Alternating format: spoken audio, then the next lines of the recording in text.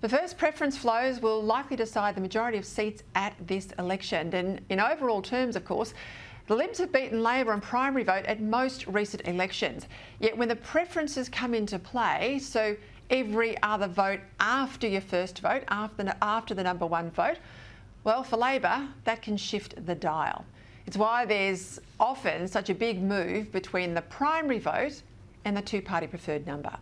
And yet, despite how critical the preferences are, lots of voters don't know any idea how the systems work.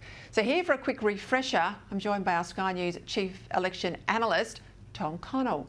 Well, Tom, millions of Australians don't vote for the two major parties, as we know. That's a trend that's likely to accelerate, so preferences are critical.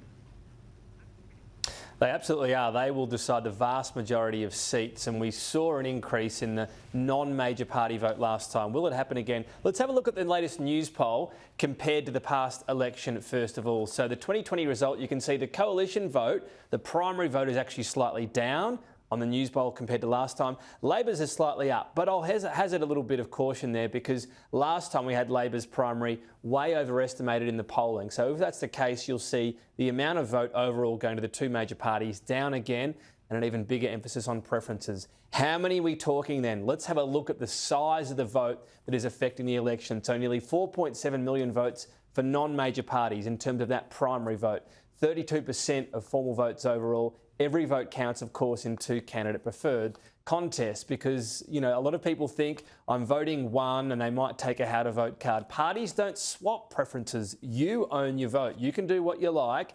And as a result, we're not talking about someone voting for the Greens and it automatically going for Labor or voting One Nation, it goes to the Liberal Party. So how did that actually work last time around in terms of the national preference flow?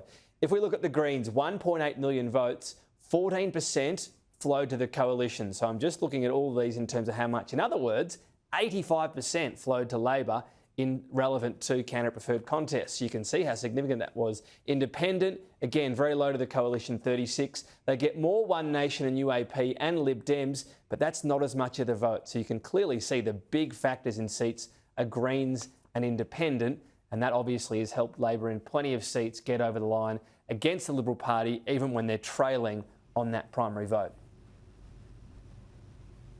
All right, well, going on what you've just outlined there, take some of that into some of the races we're looking at in the 2025 election, some of that learning into the current race.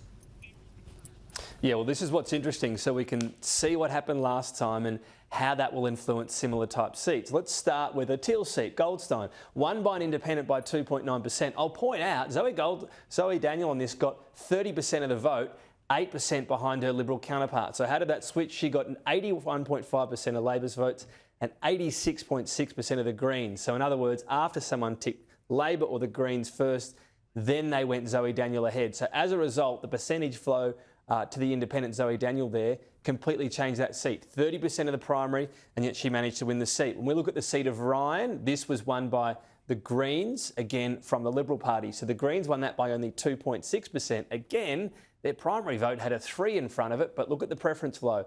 83.5% of Labor, and that's the vast majority of the rest of the vote here. So even though they only got 43% of UAP, that's nowhere near as many votes. So again, as a result, well behind on the primary, they win because of those Labor votes. Then we go to the seat of Wills. This was an interesting contest because it's actually a seat that was won by Labor last time around by 8.6%. And why was it won by Labor with such strong vote? Liberal, 73.3%. So Liberal voters went Liberal first, then Labor ahead of the Greens. If they'd done the other way around, if you flip that 73%, you'd actually see the Labor Party lose that seat. So this is what's interesting. You're getting Labor help the Greens win seats, but it doesn't happen the other way around, which brings us to the seat of McNamara. Now, we have heard Josh Burns say he's going to run an open ticket this time around. Why could that be relevant? Well, this was the primary vote last time around. 31.8% Labor, 29.6% Greens, 29% Liberal. In other words, it was really, really close. When we see what happened in the exclusion as well, remembering they slowly cancel out from the lowest vote all the way up to the highest. When they cancelled people out one by one last time around, if we bring that up, you can see how close this was at exclusion point to this being a Labor. It was in the end being a Labor-Liberal contest. with those votes, those Greens votes, they got Josh Burns elected. If that slightly changes, though, you could see a Greens-Liberal contest. In that case, with an open ticket, theoretically, Labor could actually help the Liberal Party defeat the Greens. Now, will that happen from Labor voters? I'm not convinced, Peter, but at least the how to vote cards would leave the issue more open to voters, I suppose, versus what we've seen in the past, which is the how to vote system from Labor and the Greens being exchanged and helping to defeat Liberal Party. Excellent, Tom. I think we can't say this stuff enough. We might even get a ballot paper and go specifically through how we even fill out a ballot paper, because I worry sometimes people walk out and throw away their vote. Thanks for your time. I know you're getting ready for the campaign, but appreciate it tonight.